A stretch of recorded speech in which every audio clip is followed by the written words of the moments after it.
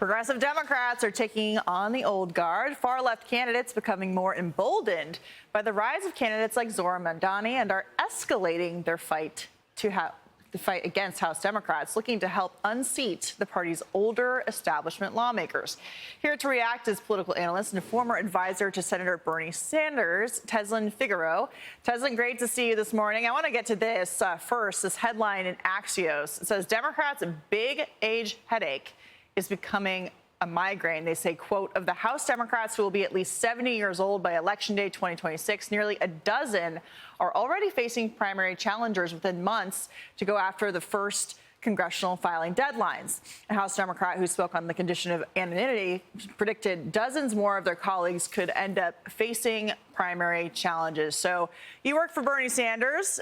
He's on the older side, as we know, but he's always been a force fighting against the establishment inside the Democratic Party. Where do you see this going? Right. That's why it is not about age. I mean, we can continue to keep talking about age because obviously younger voters they are more mobilized. But I also want to be clear to say when we say younger voters, we're actually talking about 45 and under. The progressive movement started in 1890. So this is not an old thing, which is why Senator Bernie Sanders did so well. The bottom line is New York, which is the capitalist capital of the world, is about to elect a socialist based upon his platform on housing. When you look at the median rent in Manhattan being $4,200 a month and people cannot afford to live. This is why he's doing so well. I'm not a socialist, even though I work for Bernie Sanders. I'm an independent myself, but I do know what works. And what's happened is you've had two establishment candidates that did not knock on the amount of doors that they should have, that have had criminal issues going on, both of them, that have not reached out, that have simply sat back and thought they had it in the bag. And this socialist is running the table and has ran the table. I don't like doing predictions, but it's looking like Mr. Mamdani will be the new daddy of New York.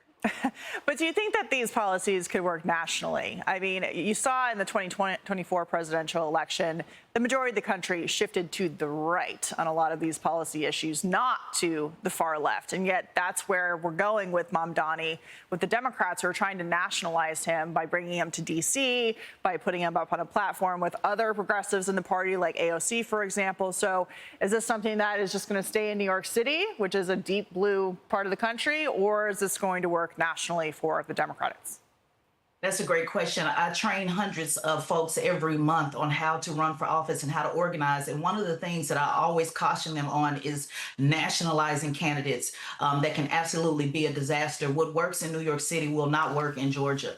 What works in Georgia will not work in California. So although they want to make this a template because they literally have nobody else on the bench who has excited voters, Democrats always tend to say, if this works here, let's just run with this, all over the country. And I think that's a fatal mistake. What they can learn from this, what anybody can learn from, is the ability of him getting out, knocking on doors and meeting people where they are. But I do not think this is a national strategy that would work in every city, particularly in the South, particularly with Black voters as well, which, by the way, the progressives need to do a better job on reaching out to those voters, both young and old.